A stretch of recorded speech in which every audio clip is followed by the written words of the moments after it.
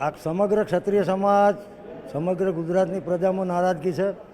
આજે અમારી 550 સંસ્થાઓની કોર કમિટી અને સંકલન સમિતિની 4 વાગે બેઠક છે આ જ જગ્યાએ રાજપૂત સમાજ ભવન ગોતામાં. અને એમાં અમે અગાઉ પ્રેસમાં કહી ચૂક્યા છીએ કે અમારું પાર્ટ 2 શું હશે. તો એ અમારા જે મુદ્દાઓ છે અને એ સિવાયના જિલ્લા કક્ષાએ શું કરવું, તાલુકા કક્ષાએ શું કરવું, ગામ કક્ષાએ શું કરવું, એનું જે મુદ્દાઓ નક્કી થયા છે એ અમે આજની આ સભાની અંદર એનો ઠરાવ પસાર કરીશું, આગળની રણનીતિ કરીશું. કારણ કે હવે ક્યાંક ને ક્યાંક અમને એવું લાગે છે કે રૂપાલાની ઉમેદવારી રદ થાય એવી નથી.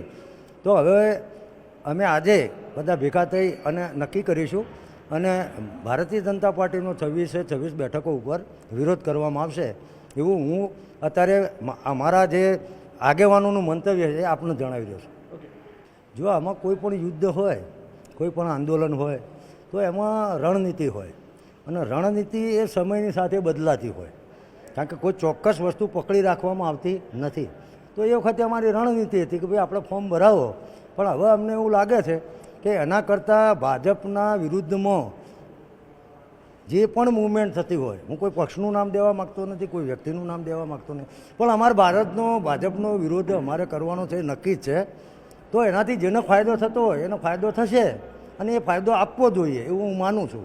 એટલા માટે રણનીતિના ભાગરૂપે અમારો વિચાર એવો હતો કે અમે ઈવીએમની જગ્યાએ બેલેટથી મતદાન કરીએ, પણ એનાથી આ રાષ્ટ્રને અમે 562 અજવાળો આપ્યા છે. આ રાષ્ટ્ર પ્રત્યે અમારો જે અહોભાવ છે, અમારો જે ત્યાગ છે, અમારો જે બલિદાન છે, તો ચૂંટણી પંચથી માંડી અને ખોટા ખર્ચાઓ થાય અને ક્યાંક આનાથી પુરુષોત્તમભાઈ રૂપાલાનો લાભ ન થઈ જાય એટલા માટે રણનીતિના ભાગરૂપે અમે પહેલાં જે નક્કી કર્યું હતું એ પાછું અમારા આગેવાનો કોર કમિટી જોડે ચર્ચા થઈ તો એમને એવું કહ્યું કે ભાઈ આપણે આ ફોર્મ ભરાતા નથી.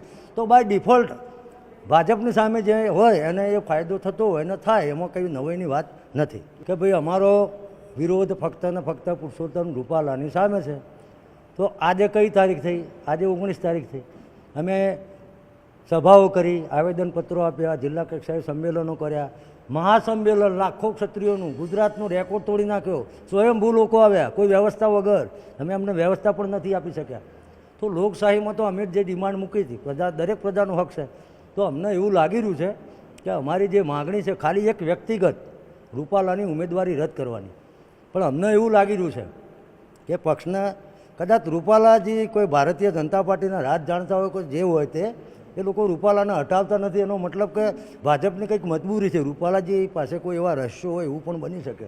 તો હવે અમારી લડાઈ આપે કહ્યું એમ સ્વાભાવિક રીતે અમે અમારી જગ્યાએ કોઈ પણ હોય, કોઈ પણ જ્ઞાતિ, કોઈ પણ સમાજ, કોઈ પણ પ્રજા, તો એની રણનીતિ આ જ હોય કે હવે અમારો વિરોધ સીધો, કારણ કે જો રૂપાલા જે બોલ્યા છે અને એમની ઉમેદવારી રદ થતી નથી, મતલબ કે ભાજપ એમાં સંમત છે, તો અમારો વિરોધ ભાજપની સામે જશે.